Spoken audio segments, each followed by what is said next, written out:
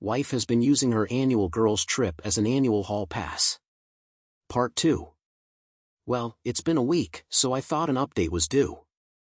It's not a good one, and I am beside myself with what to do. Really feel like she has me by the balls here. So a day after my last post, I went home to talk to her. She started off by giving what seemed to be a truly remorseful apology. Just not for what she has been doing, but because I was never supposed to find out, and especially not find out like this. She kept going on about how she loves me and didn't want me to be hurt. There was no remorse for the cheating and some blame shifting, telling me I shouldn't have been on her phone in the first place. She told me she wants our marriage to continue. I started to speak up and she cut me off and said to just hear her out. She began this like prepared list of reasons we shouldn't divorce. I can't remember all of it, but there were basically 3 reasons and all these sub-reasons that backed them up. The twins, we don't want them growing up in a broken home. They are so young and this is what they know. Neither of us wants to see them half the time. This was the only reason that I consider even remotely valid. Our relationship is actually great. We complement each other, have so much fun together, rarely ever argue, and when we do it's more a discussion. We indulge each other's likes. We have sex often. Just on and on. Up until a few weeks ago I would have agreed with all this completely. I tried pointing out that infidelity kind of negates all that. This is where I could see she felt no remorse and I could tell she believes all her own bullshit. She said the girls' trip is what makes all this possible. I was dumbstruck. She went on to say her yearly trip allows her to get all of it out her system. It's the reason she can be all these great things all year long. That anytime she feels a little resentment about something, or I'm just getting under her skin, or she doesn't feel like having sex or indulging one of my hobbies, she can always put that aside because she has this. I literally can't believe the audacity of this woman.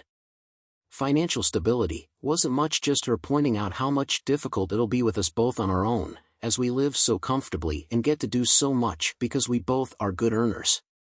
Who cares? When I finally got to speak, I told her how hurt, betrayed and insulted I was. She did tear up and apologize for hurting me, but at no point did she apologize for the actual cheating. Sticking to the idea that I was never supposed to find out. I asked how long, and she said 10 years, that's basically our whole relationship. I began to ask for more info, but she cut me off again and said that talking about the past is just going to hurt more. She wants to talk about the future and what I needed to work this out. I told her if you want to reconcile then obviously this trip needs to end. She stopped me there and said, "No, I'm not going to stop, I'm still going this year." I got pissed and yelled, "Then we are done, I'm leaving and divorcing you." This is when things turn worse. She sighed and said, "No, you're not, I didn't want to do this, but you lose if you leave. We will split custody, we will split our money, but we will also split our debt, and I have more than you, half will become yours.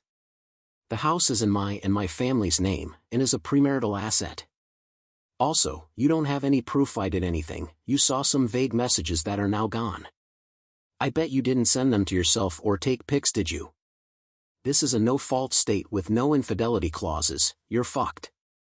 I'll be really devastated to be without you. I don't want you to think I don't love you, but I'll move on, here in this house, with more free time. You'll move in with your mom or brother, and be miserable trying to rebuild on your own." I felt so defeated in that moment, and she could tell. I sat there just wishing I could disappear.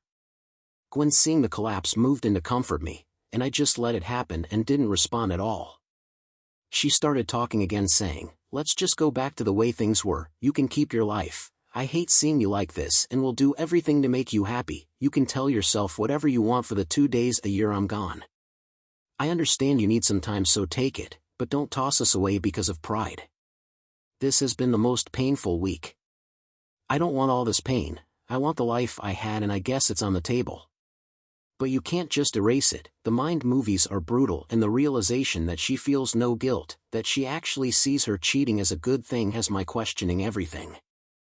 I feel like I can't even trust myself or my judgment because I'm the idiot who fell in love with this person. I'm still here at the house, she is love bombing me like never before. Trying to initiate, making me meals, buying me stuff, complimenting. It's insane. I don't know what to do. Is it really possible to put this behind us, to just deal with it? I don't even know. No matter what happens, I lose, she wins.